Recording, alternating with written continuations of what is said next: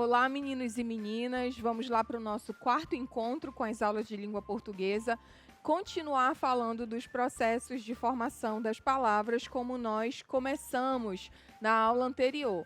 Hoje, nós vamos falar um pouquinho de dois gêneros que têm algumas semelhanças, que são o poema e a canção, e nós vamos continuar falando também dos efeitos de sentido do neologismo, que, como você viu na aula anterior, é uma forma de criar novas palavras a partir da utilização de elementos que nós chamamos de morfemas. Hoje nós vamos compreender os aspectos sociais e verbais do gênero discursivo poema e nós vamos também tentar compreender os efeitos de sentido provocados pelo uso da linguagem literária, que é uma linguagem muito presente nesses dois gêneros que vocês vão observar comigo a partir de agora. Além disso, nós vamos também tentar compreender os efeitos de sentido provocados na formação de novas palavras por meio de diferentes processos, que não apenas a derivação, como nós já vimos na aula anterior.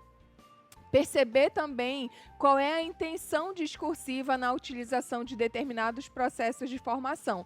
Como acontece uma intenção discursiva no momento em que eu escolho me utilizar da composição, do hibridismo, da onomatopeia, da redução ou do neologismo. Eu vou retomar a leitura de um poema que nós já conhecemos da aula anterior, que se chama Neologismo, exatamente por conta da criação de palavras que acontece nesse poema. O texto diz assim: beijo pouco, falo menos ainda, mas invento palavras que traduzem a ternura mais funda e mais cotidiana. Inventei, por exemplo, o verbo te adorar, intransitivo, te adoro, Teodora. Nesse texto, que é um poema, nós temos que pensar, quando nós o lemos, qual é, por exemplo, o papel social de um poeta. O que um poeta ele faz ou o que ele tem como intenção quando ele decide escrever um determinado poema. Será que nos poemas, da mesma maneira como no meme, por exemplo, ou na charge, é possível que nós vejamos um assunto que está relacionado a algo que tem acontecido em um determinado momento?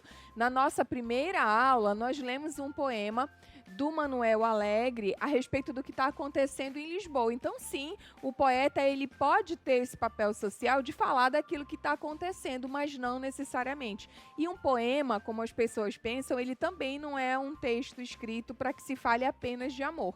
Existem vários assuntos que podem fazer parte daquilo que está sendo apresentado no texto. Para quem que ele escreve? Será que esse poema, especificamente, ele foi escrito para alguém? Você vê que no final do texto, quando o poeta ele fala, inventei, por exemplo, o verbo te adorar com letra minúscula, intransitivo, e aí ele prossegue no verso seguinte, te adoro, Teodora. A Teodora é, no caso de uma classificação gramatical ou sintática para o papel desse elemento no texto, é um vocativo. Então, sim, ele está falando com alguém especificamente naquele texto. O poema, ele se dirige a uma pessoa especificamente a partir desse vocativo que aparece aí. Qual seria o provável objetivo desse poema? Será que o poeta ele quis apenas falar do que ele tinha inventado? Será que a intenção dele era apenas colocar para o leitor e para Teodora, que aparece no texto, que o que ele tinha era inventado, um verbo novo? Ou será que ele também procurou naquele texto fazer uma declaração de amor, falando que o sentimento que ele tem por aquela pessoa fez, inclusive, ele ter a possibilidade de inventar uma palavra nova? Quando nós tratamos do texto literário, nós tratamos com possibilidades a partir de pistas que o texto nos dá. Qual é o tema tratado no texto? Será que o texto se chama neologismo para falar da criação específica de uma nova palavra, ou o texto ele quer tratar do sentimento que o poeta, que o eu lírico no caso, essa é uma palavrinha muito importante, ele tem por uma outra pessoa? O texto nos leva a pensar, além do que está escrito, o texto literário, ele sempre vai nos dar essa possibilidade. Quando nós interpretamos um texto, quando nós lemos um poema ou a letra de uma canção, como nós vamos ver a seguir, nós temos que nos preocupar com aquilo que existe por trás do texto poético. O que será que o poeta quis dizer com a expressão invento palavras? Será que aquilo ali é para mostrar para a gente que o sentimento que ele sente por ela, que o sentimento que ele tem por ela, ele é um sentimento que dá poderes maiores em relação à utilização das palavras? Sempre eu tenho que pensar naquilo que ele talvez tenha tentado dizer, naquilo que ele possivelmente tentou dizer, porque se trata de um texto literário e nós não devemos fechar as possibilidades de resposta para essa pergunta. E por último, no que ele se inspirou para inventar o verbo novo? Será que foi uma palavra criada a partir do nada ou ele se utilizou das palavras que já existem para que ele conseguisse criar uma nova palavra? E aí você tem que observar que para ele criar o verbo te adorar, ele usa um pronome, que também é uma classe gramatical. Ele usa um verbo, que é adorar, e ele faz uma brincadeira que nós podemos chamar de trocadilho com o nome da pessoa a quem ele se refere, que é a Teodora. E aí, no último verso, o que você tem é uma frase com bastante ritmo, porque isso é algo que é interessante e que acontece nos poemas, que é Te adoro, Teodora. Nesse momento, quando ele fala dessa questão de que ele inventou uma palavra, o que ele está querendo explicar para nós é que o que ele fez em relação ao verbo te adorar, que está aparecendo aí destacadinho para você, foi um neologismo. O próprio nome do poema já conduz a gente a refletir a respeito daquilo que está sendo feito no momento de criação de uma nova palavra. Então, nós vamos agora para um outro texto. Eu vou ler primeiro com você, para você pensar um pouquinho, depois nós vamos ouvir a música e nós vamos voltar para refletir a respeito dessa canção que se chama Do Lado de Cá, dos Chimarruts, que diz assim: se a vida às vezes dá uns dias de segundos cinzas e o tempo tic-taca devagar, põe o teu melhor vestido, brilha teu sorriso, vem pra cá, vem pra cá. Se a vida muitas vezes só chuvisca, só garoa e tudo não parece funcionar, deixa esse problema à toa, fica na boa, vem pra cá. Do lado de cá, a vista é bonita, a maré é boa de provar. Do lado de cá eu vivo tranquila e o meu corpo dança sem parar. Do lado de cá, tem música, amigos e alguém para amar, do lado de cá, do lado de cá. Bom, como vocês puderam perceber, o texto, ele já te dá pistas, o texto não verbal, no caso do clipe, ele te dá pistas do que seriam esses dias de segundos cinzas. Essas expressões, elas têm muita relação com uma linguagem que nós chamamos de linguagem figurada, que você já deve ter ouvido falar dela nas suas aulas, que é aquela linguagem que te dá uma informação que não necessariamente ela é real, mas ela tenta construir uma determinada ideia. Então, uns dias de segundos cinzas, como você observou na imagem, são aqueles dias sem cor. E esses dias sem cor, eles não necessariamente apontam literalmente uma visão nossa de uma imagem em preto e branco, mas uma imagem que não é alegre. A ideia aí é de uma vida que não tem alegria, de uma vida que é ruim, de um momento que não é um momento bom. E em seguida ela usa a expressão: nesses dias de segundos cinzas, o tempo tic-taca devagar. Quando nós pensamos, por exemplo, no momento que nós estamos vivendo, nós podemos dizer que a vida tem dado para a gente, nesse tempo de pandemia, uns dias de segundos cinzas. Eu não sei vocês, mas eu tenho a impressão de que o tempo sempre passa muito devagar, porque o que a gente está querendo o tempo todo é que esse tempo ele passe mais rápido, para que a gente passe logo, chegue logo ao final desse momento. E a ideia aí é exatamente essa. A expressãozinha tic-taca, ela é uma expressão que tem relação com o som do relógio que nós vemos. Então, a autora do texto, ela se inspirou numa palavra, numa expressão que já existe, para que ela possa construir essa ideia. Aí, a seguir, ela dá conselhos para que essa vida ela passe de uns dias de segundos cinzas ou de uma vida sem cor e ela comece a melhorar. Põe o teu melhor vestido, brilha teu sorriso, vem para cá, vem para cá. Em seguida, ela, de novo, apresenta uma determinada condição de uma vida que não é boa. Se a vida, muitas vezes, só chuvisca, só garoa e tudo não parece funcionar, deixa esse problema à toa para ficar na boa, vem para cá. E aí ela fala de como que é esse lado de cá, da posição em que esse eu lírico está falando no texto. Quando você acompanhou o clipe, você deve ter percebido que ao longo desse processo de sair de uma condição para ir para uma outra condição, esse lado de cá, quando se passa para um outro lado, ele vai se tornando colorido. E no texto ela menciona isso também. Do lado de cá, a vista é bonita, a maré é boa de provar, do lado de cá eu vivo tranquila e o meu corpo dança sem parar.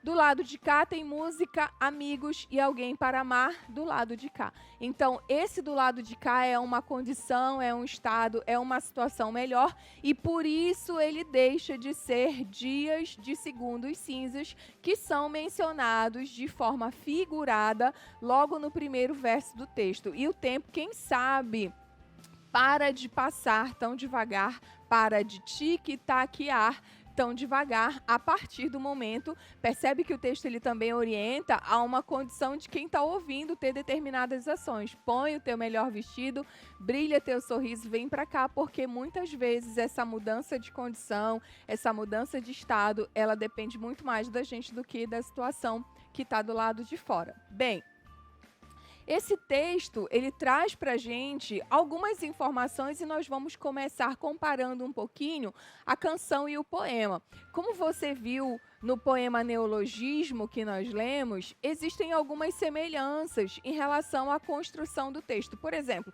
são dois textos que são organizados em versos. E esses dois textos, por isso, eles já apresentam alguma semelhança.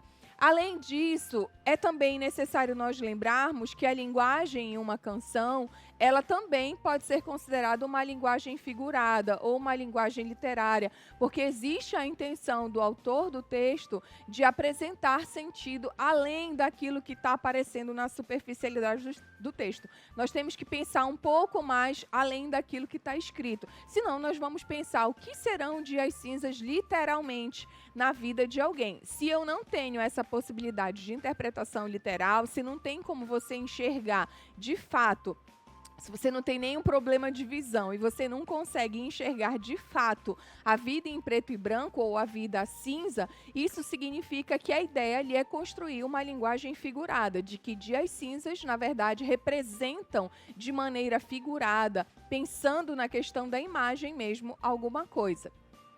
A mesma coisa acontece na poesia. A ideia no poema é tentar fazer com que o leitor ele pense em algo além do que está escrito, muitas vezes se utilizando dessa linguagem que nós chamamos de figurada.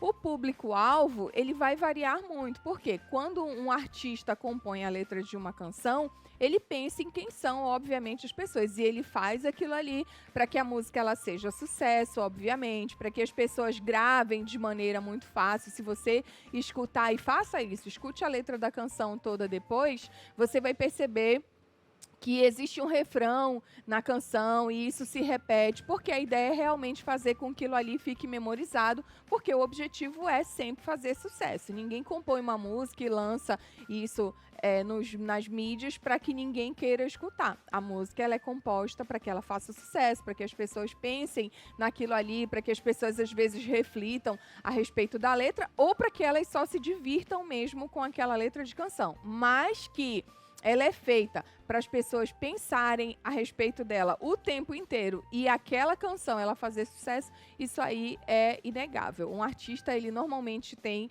a vontade de ser apreciado pelo público para quem ele está compondo a arte dele, seja uma canção, seja um poema, seja uma pintura, seja um outro tipo de arte. O tema tratado no texto, ele é representado a partir daquilo que aparece. Então, a ideia, por exemplo, de refletir a respeito do próprio comportamento, de tomar decisões a respeito de como você está vivendo, é algo que vai aparecer como um dos temas, porque existem outras possibilidades de assuntos tratados ao longo desse texto. Será que existe poesia numa letra de canção? A linguagem, ela é real ou ela é metafórica? Se você consegue, por exemplo, pensar naquilo que está sendo trabalhado aí da mesma maneira como você pensa quando você lê um poema, você pode dizer que existe poesia nesse texto. E nós já vimos que lá no início, quando ela fala dos dias de segundos cinzas, do tempo que tic-taca, da vida que só chuvisca e só garoa,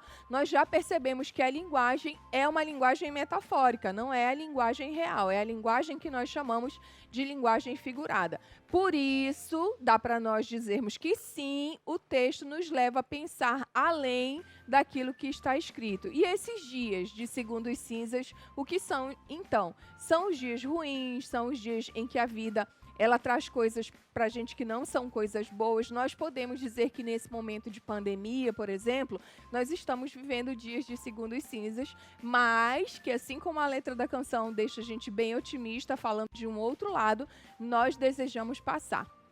E por último, a expressãozinha tic-taca faz referência à ideia do som do relógio que ela associou exatamente à palavrinha segundos que ela menciona no primeiro verso. Bem, depois dos comentários a respeito da letra da canção, nós vamos continuar falando dos processos de formação das palavras, até porque nós vimos lá que a palavrinha tic-taca, por exemplo, é uma palavrinha que surgiu a partir do som do relógio. A expressão tic-taca, na verdade. Então, quando você tem a composição, que é um processo de formação das palavras, essa composição ela pode acontecer de duas maneiras. A composição por justaposição, que é aquela em que não ocorre alteração no radical das palavras, como é o caso desses dois exemplos que estão aqui. O radical de guarda, ele está inalterado, e o radical de roupa, que está destacado em vermelho, também está inalterado. Juntos, eles formaram uma nova palavra, que é guarda-roupa. Da mesma maneira, os radicais de gira e de sol, que formam a palavrinha girassol e que aparecem também destacadinhos aqui para você. O mesmo não acontece com a composição chamada de composição por aglutinação.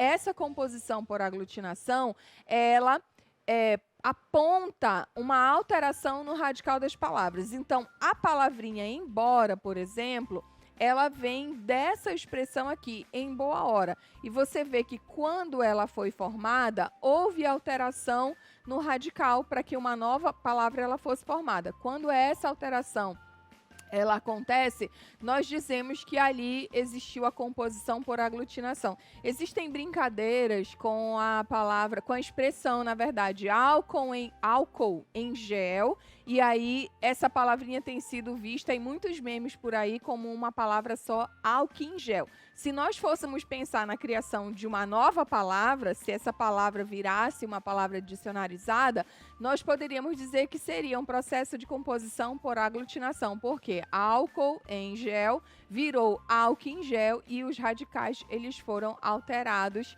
e aí seria composição por aglutinação. Os outros processos de formação de palavras, eles são esses que estão aparecendo aí para você. O primeiro deles é o hibridismo. O que é hibridismo? Também é um processo de formação, só que diferente da composição e da derivação. No caso do hibridismo, o que nós temos é a utilização de radicais que têm origem em idiomas diferentes, como é o caso de alto e como é o caso de móvel. Depois nós vamos ver um palavrão, literalmente, que é formado a partir de vários radicais de outra língua, para você entender bem o que é hibridismo. Onomatopeia é o processo de formação de palavras em que você tem um som da natureza, isso é o nome de uma figura de linguagem também, e a partir desse som de algo da natureza, nós temos a formação de uma palavra. Então, em o tempo tic-tac devagar, o que aconteceu foi uma onomatopeia. A redução ou abreviação, ela acontece quando nós diminuímos o nome de determinados elementos para que nós tenhamos uma nova palavra. Então, motocicleta vira moto e, nesse caso, nós temos uma redução. E, por último, as duas palavrinhas lá que são te adorar e álcool em gel, que eu comentei há pouco com vocês, seriam palavras novas e, no caso, cada uma delas seria formada a partir de um processo diferente. Te adorar, por exemplo, se você pensar, não teve alteração, é um neologismo, mas não teve alteração nos radicais. E aí, nesse caso, seria um processo de composição por justaposição, digamos assim. E no caso de álcool em gel, houve alteração nos radicais e nós poderíamos considerar composição por aglutinação. Bom, depois de eu ter apresentado para vocês os outros processos de formação, que não são apenas a derivação e a composição, eu vou mostrar um palavrão para vocês. Pneumo ultramicroscópico silico-vulcanoconiose. Se você pensou que era um palavrão em termos de linguagem vulgar, o que nós temos, na verdade, aí é uma palavra muito grande e ela é formada a partir de um daqueles processos que nós acabamos de conhecer, que é o hibridismo. Ocorre hibridismo quando você tem radicais de outros idiomas que se juntam para que uma palavra nova seja formada. Lembra? O exemplo que nós vimos lá foi a palavrinha automóvel, e aqui o que acontece é a união, separadinho aqui embaixo para você, ó, de um radical que vem do grego, um outro que vem do latim, um outro que vem do grego, um outro que vem do latim de novo, e assim por diante até a terminação da palavra. Então, pneumo ultramicroscópico silico-vulcanoconiose é um palavrão da língua portuguesa e é um palavrão que é formado a partir do processo de formação de palavra que nós chamamos de hibridismo. Essa aula vai ter como tarefa você aprender a dizer essa palavra, gravar um vídeo, mandar para o seu professor para ver se ele dá um ponto para você na próxima aula, se você conseguir dizer sem errar. Para nós encerrarmos a aula de hoje, nós vamos ler um poema do Manuel de Barros, que é muito bonito, que se chama O Fazedor de Amanhecer. Você tem que pensar, quando você estiver fazendo a leitura desse poema junto comigo, a respeito das ideias que são construídas nesse texto. Lembra que tanto o poema quanto a canção são gêneros que são escritos e que eles também têm um público-alvo, que eles também têm um autor do texto que viveu num determinado momento, que pensa sobre determinados assuntos e que muitas vezes está transmitindo essa ideia a partir daquilo que foi construído. O poema se chama O Fazedor de Amanhecer e tem algumas palavras que já estão destacadas aí, que são palavras criadas, mas que nós vamos pensar mais a respeito delas ou nas nossas aulas quando nós voltarmos ou num outro momento fazendo um exercício. Hoje, o que eu quero que você pense é do que esse poeta ele está falando. Diz assim o texto: sou leso em tratagens com máquina, tenho desapetite para inventar coisas prestáveis. Em toda a minha vida, só engenhei 3 máquinas, como sejam uma pequena manivela para pegar no sono, um fazedor de amanhecer para usamentos de poetas e um platinado de mandioca para o fordeco do meu irmão. Cheguei de ganhar um prêmio das indústrias automobilísticas pelo platinado de mandioca. Fui aclamado de idiota pela maioria das autoridades na entrega do prêmio, pelo que fiquei um tanto soberbo, e a glória entronizou-se para sempre em minha existência. Até a próxima aula, nós nos vemos na semana que vem.